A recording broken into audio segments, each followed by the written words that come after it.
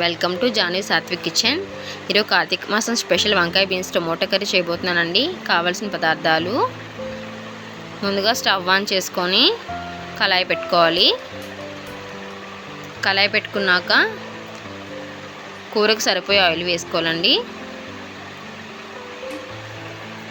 Oil వేసుకున్నాక బాగా వేడెక్కాక 2 స్పూన్లు పోపు దినుసులు వేసుకోవాలి. అవి బాగా చిటపటమన్నాక 4 పచ్చిమిర్చి కట్ చేసుకున్న ముక్కలు వేసుకోవాలి. అవి బాగా వేగాక కరివేపాకు వేసుకోవాలి. కరివేపాకు చిటపటమన్నాక ఒక మీడియం సైజ్ 2 టమాటాలు కట్ చేసుకొని కప్పు ముక్కలు వేసుకోవాలి. టమాటా బాగా వేగాలండి, లేదంటే పచ్చివాసన వస్తుంది. టమాటా ఆయిల్కి బాగా మగ్గిపోవాలి. చిటికెడ పసుపు వేసుకోవాలి. కలుపుతూ ఉంటే బాగా అడుగు పట్టకుండా కలుపుకుంటే టమాటా బాగా పేస్ట్ అవుతుందండి దగ్గరికి. ఇప్పుడు అందులోనే మనం ముందుగా కట్ చేసుకున్న వంకాయ ముక్కలు వేసుకోవాలి. నేను 4 వంకాయలు తీసుకున్నానండి. మీరు కూరకు సరిపడేట్టు మీరు ఎన్నైనా తీసుకోవచ్చు, దాన్ని బట్టే కొలతలు మారుతాయి. వంకాయ ముక్కలు వేసుకున్నాక ఒకసారి బాగా కలుపుకోవాలి. వంకాయలు మగ్గిపోకుండా చూసుకోవాలండి. కట్ చేసినప్పుడు కొంచెం సాల్ట్ వేసుకుంటే మగ్గిపోకుండా ఉంటాయి. బాగా కలుపుకున్నాక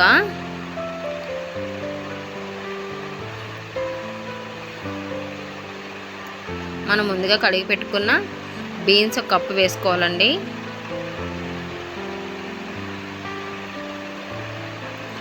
బీన్స్ వేసుకున్నాక ఒకసారి వంకాయ ముక్కలు బీన్స్ బాగా కలిసేలా ఒకసారి కలపాలి.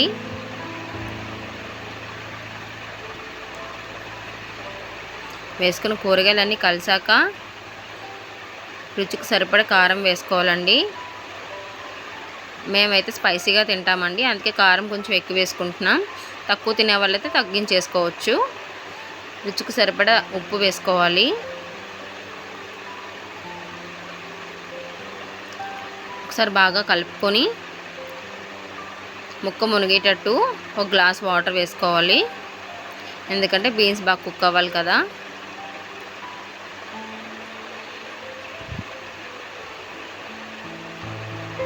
వాటర్ పోసుకొని ఒకసారి కలపాలి.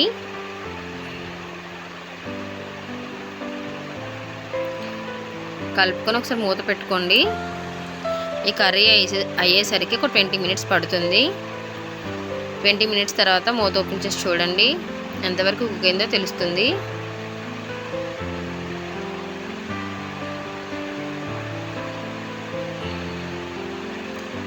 ట్వంటీ మినిట్స్ తర్వాత చూస్తే తెలుస్తుంది కదండి కుకింగ్ పూర్తయిందని. దీన్ని దించే ముందు 1 కప్పు కొత్తిమీర వేసుకొని ఒకసారి మరి బాగా కలిపి దించేసుకోండి. స్టవ్ ఆఫ్ చేసుకోండి. దీన్ని కప్పులో తీసుకొని సర్వ్ చేసుకోవచ్చు. ఇది రైస్లోకి బాగుంటుంది, చపాతీలో కూడా బాగుంటుందండి. కృష్ణుడికి నైవేద్యంగా పెట్టి మనం స్వీకరించవచ్చండి. వేడి వేడి వంకాయ బీన్స్ టమోటా కర్రీ రెడీ అండి. హరే కృష్ణ.